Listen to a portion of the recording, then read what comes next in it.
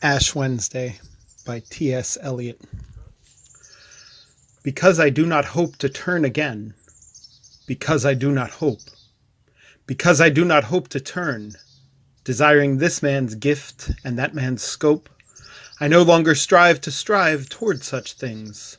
Why should the aged eagle stretch its wings? Why should I mourn the vanished power of the usual rain? Because I do not hope to know the infirm glory of the positive hour, because I do not think, because I know I shall not know the one veritable transitory power, because I cannot drink there where trees flower and springs flow, for there is nothing again. Because I know that time is always time, and place is always and only place, and what is actual only for one time, and only for one place. I rejoice that things are as they are, and I renounce the blessed face, and renounce the voice, because I cannot hope to turn again. Consequently, I rejoice, having to construct something upon which to rejoice. And pray to God to have mercy upon us, and pray that I may forget these matters that with myself I too much discuss, too much explain, because I do not hope to turn again. Let these words answer for what is done, not to be done again. May the judgment not be too heavy upon us. Because these wings are no longer wings to fly, but merely vans to beat the air which is now thoroughly small and dry, smaller and drier than the will. Teach us to care and not to care. Teach us to sit still. Pray for us sinners, now and at the hour of our death. Pray for us now and at the hour of our death.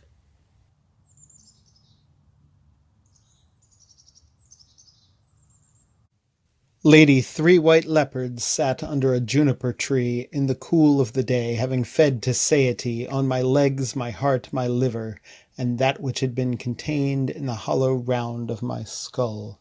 And God said, Shall these bones live? Shall these bones live? And that which had been contained in the bones, which were already dry, said, chirping, Because of the goodness of this lady, and because of her loveliness, and because she honors the Virgin in meditation, we shine with brightness. And I, who am here dissembled, proffer my deeds to oblivion, and my love to the posterity of the desert, and the fruit of the gourd. It is this which recovers my guts, the strings of my eyes, and the indigestible portions which the leopards reject. The lady is withdrawn in a white gown to contemplation in a white gown. Let the whiteness of bones atone to forgetfulness. There is no life in them, as I am forgotten, and would be forgotten, so I would forget, thus devoted, concentrated in purpose. And God said, Prophesy to the wind only, for only the wind will listen. And the birds sang, chirping with the burden of the grasshopper, saying, Lady of silences, calm and distressed, torn and most whole, rose of memory, rose of forgetfulness, exhausted and life-giving, worried, reposeful, the single rose is now the garden where all love's end terminate, torment of love unsatisfied, the greater torment of love satisfied, end of the endless journey to no end, conclusion of all that is inconclusible, speech without word, and word of no speech, grace to the mother for the garden where all love ends. Under a juniper tree the bones sang, scattered and shining. We are glad to be scattered. We did little good to each other under a tree in the cool of day with the blessing of sand, forgetting themselves and each other, united in the quiet of the desert. This is the land which ye shall divide by lot, and neither division nor unity matters. This is the land. We have our inheritance. At the first turning of the second stair I turned and saw below the same shape twisted on the banister under the vapor in the fetid air, struggling with the devil of the stairs who wears the deceitful face of hope and of despair. At the second turning of the second stair I left them twisting, turning below. There were no more faces, and the stair was dark, damp, jagged like an old man's mouth, drivelling beyond repair, or the toothed gullet of an aged shark. At the first turning of the third stair was a slotted window bellied like the fig's fruit, and beyond the hawthorn blossom and a pasture scene, the broad-backed figure dressed in blue and green enchanted the Maytime with an antique flute.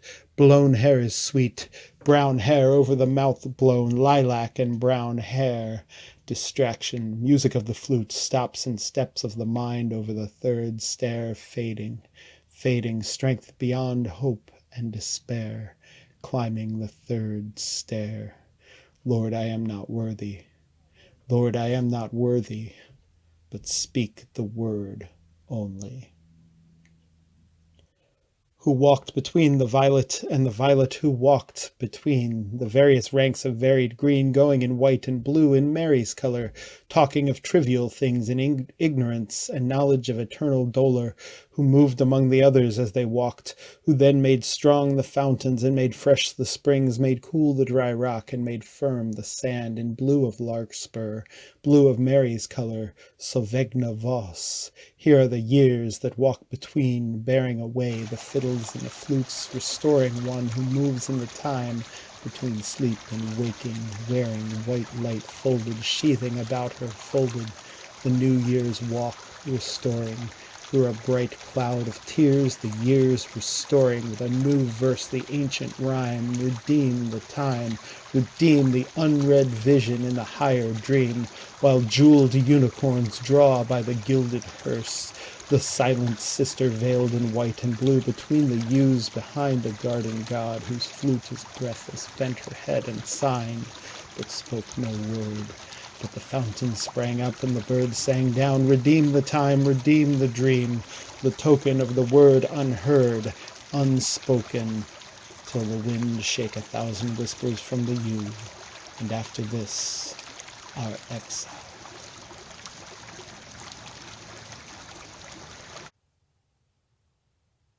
If the lost word is lost, if the spent word is spent, if the unheard, unspoken word is unspoken, unheard, still is the unspoken word, the word unheard, the word without a word, the word within the world and for the world, and the light shone in darkness, and against the word, the unstilled world still whirled about the center of the silent word. O my people, what have I done unto thee? Where shall the word be found? Where will the word resound? Not here. There is not enough silence, not on the sea or on the islands, not on the mainland, in the desert or the rainland, for those who walk in darkness both in the daytime and in the night time. The right time and the right place are not here. No place of grace for those who avoid the face. No time to rejoice for those who walk among noise and deny the voice.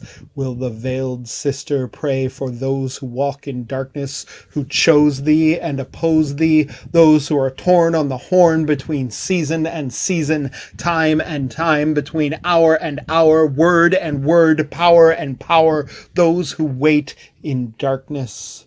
Will the veiled sister pray for children at the gate who will not go away and cannot pray? Pray for those who chose and oppose. O my people, what have I done unto thee? Will the veiled sister between the slender yew trees pray for those who offend her and are terrified and cannot surrender and affirm before the world and deny between the rocks in the last desert before the last blue rocks, the desert in the garden in the desert of drought spitting from the mouth the withered apple seed? O my people, although I do not hope to turn again, although I do not hope to turn, wavering between the profit and the loss, in this brief transit where the dreams cross, the dream-crossed twilight between birth and dying, bless me, Father, though I do not wish to wish these things from the wide window towards the granite shore.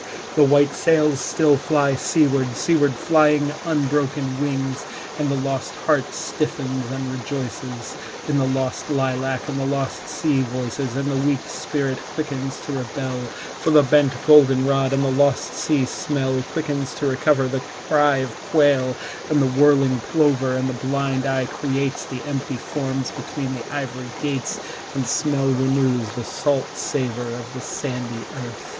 This is the time of tension between dying and birth, a place of solitude where three dreams cross between blue rocks. But when the voice is shaken from the yew tree, drift away, let the other yew be shaken, and reply, Blessed sister, Holy Mother, Spirit of the fountain, Spirit of the garden, suffer us not to mock ourselves with falsehood. Teach us to care and not to care. Teach us to sit still, even among these rocks, our peace in His will. And even among these rocks, Sister, Mother, and Spirit of the river, Spirit of the sea, suffer me not to be separated, and let my cry come unto Thee.